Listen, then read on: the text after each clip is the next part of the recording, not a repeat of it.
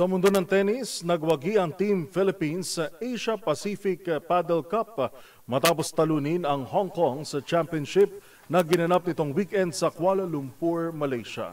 Ang mga pangyayari ihahatid ni Matchpoint Millie Borja.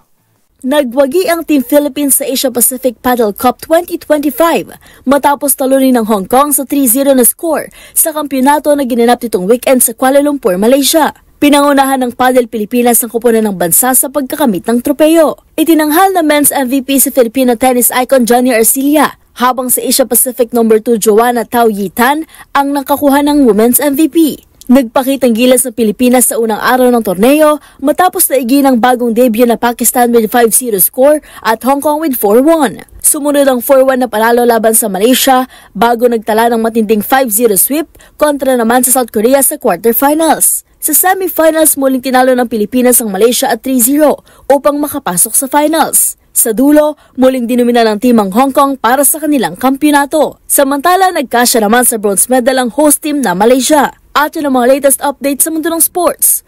Para sa MCTV Network News, ito si Millie Borja ng DZRH TV, una sa Pilipinas, una sa Pilipino.